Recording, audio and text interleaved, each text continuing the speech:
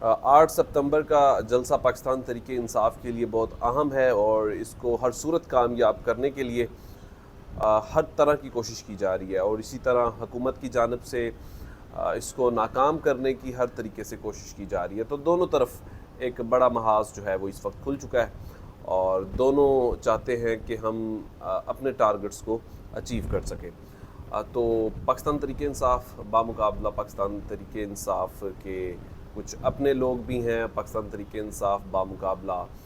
حکومت بھی ہے، تمام سیاسی جماعتیں بھی ہیں، اور وہ طاقتور لوگ بھی ہیں جو اس پورے سسٹم کو اس وقت چلانے کی طاقت بھی رکھتے ہیں۔ تو کس قدر یہ جلسہ کامیاب ہوتا ہے یہ تو آنے والا وقت بتائے گا، لیکن پاکستان تحریک انصاف جو مومنٹم بنانا چاہتی ہے، لیکن وہ بنانے میں وہ کامیاب ہو جائے گی۔ تو اس میں ایک بڑا اہم کردار ہوگا دو شخصیات کا، ایک علی امین گنڈا پور صاحب، کیونکہ وہ کے پی کے اس وقت وزیر اعلیٰ ہیں،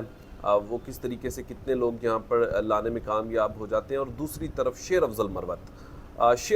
مروت صاحب جو ہیں وہ اس وقت بڑی اہمیت کے حامل ہو چکے ہیں، اور اس وقت وہ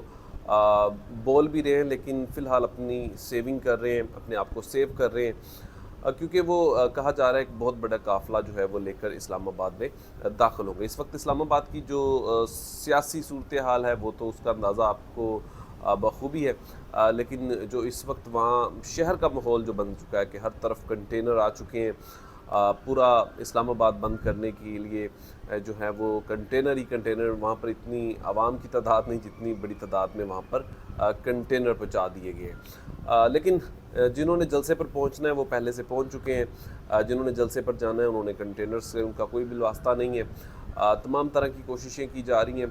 اب پاکستان تحریک انصاف کا یہاں پر پلان کیا ہے؟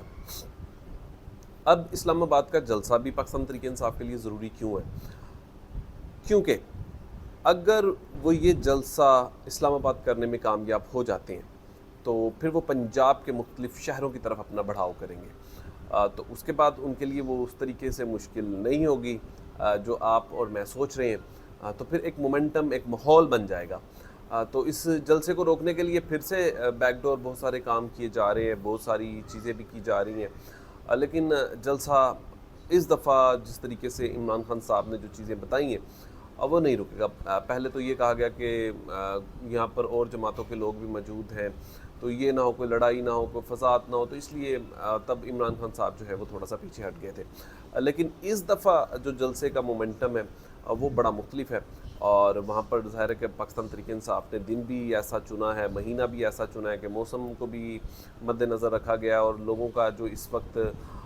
پارہ ہے وہ بھی فل ہائی ہے۔ تو اس لیے اسلام آباد کا جلسہ مجھے ذاتی طور پر وہ کامیاب ہوتا ہوا دکھائی دے رہا ہے۔